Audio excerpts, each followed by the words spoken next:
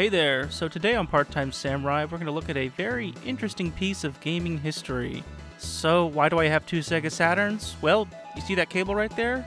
It's a System Link cable for the Sega Saturn. Now, I didn't even know the Saturn was capable of this until about a month ago. So this is the cable right here. So it's got the Sega logo on there, so you know it's an official Sega Link cable, but I believe they made third-party versions of this as well.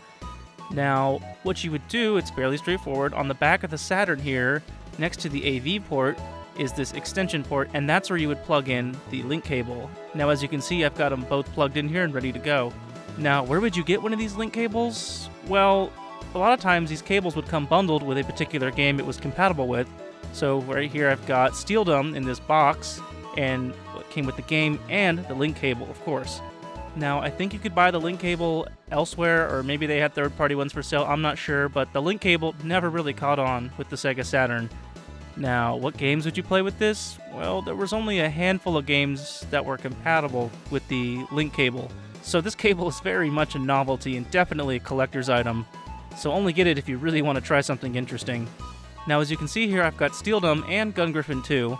Now, I actually don't own two duplicate copies of these games, which you would need technically to use System Link.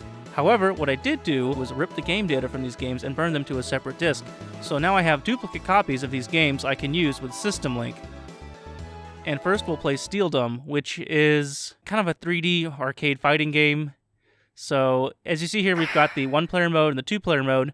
Once you turn it on, it recognizes that there's another Saturn connected with the link cable, thus allowing you to use the System Link mode. Now, once you click on that, it starts up like a regular versus match.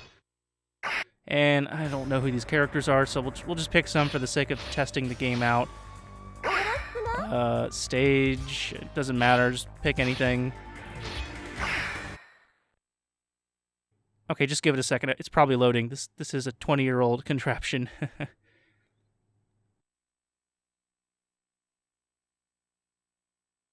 So here's the game, and as you can see, the graphics haven't aged very well.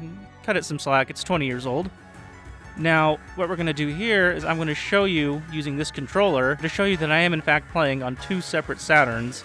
The controller that I'm using here is connected to the Saturn in the bottom left corner, which I'm showing, and you'll watch everything on the receiving end on the TV. So I'm going to move my character over here and try to get close, and as you can see, there's zero lag. Absolutely zero lag between these two. Now, granted, it's not like it's running through a network or a router or anything like that. These two consoles are literally connected to each other right now, so I would expect no latency issues anyways. Again, just trying to show you how the link cable actually works. Now, that's enough for Steeldom. Let's go ahead and play some Gungriffon 2. Now, we'll start the game up here. Now, unlike Steeldom, this doesn't have an actual, clearly listed link cable mode. What you have to do is go to Versus Battle, and once in Versus Battle, it'll detect if there's another Saturn. Now, you just go ahead and pick a mech, pick anything. There's actually lots of options. You can be like a tank, a helicopter. And now this is the important part. When you get to this screen here, I can't read Japanese, but I figured out that these two options right here signify Team A and Team B, basically. So what you have to do is one player has to hit the top one, and the other player has to hit the bottom one. So that took me a while to figure out. But once I got that working, the game boots up almost instantaneously. And yeah, so it's working. Now what I'm going to do here is go ahead and fast forward through this level a little bit. I think what you do here is you switch between alternating offense and defense, and you have to try and do as much damage to the environment around you, take out some of these helicopters, other enemy units. And so basically I'm just going to go ahead and fly over to player 2 so I can kind of show you that this is in fact running on the System Link. Alright, so we've made it to the other mech, and now I'm going to show you here in real time that this is in fact working. Now the Saturn here is playing the backup disc version of Gungriffon 2. Here it is on the television. Now as you can see the link cable crossing over here to my other Saturn, which is playing the original disc copy of Gungriffon. And it's all being displayed here through my capture card on the computer, and as you can see, absolutely zero lag whatsoever. So this game's pretty interesting. I wouldn't mind playing it with another player sometime, but that's basically it, really. I mean, there are other games out there compatible with the System Link. I've heard Doom's compatible. There's a couple other strange games out there I've never heard of.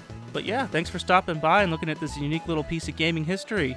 If you like what you see on Part-Time Samurai, don't forget to like, comment, subscribe. Take it easy and catch you next time.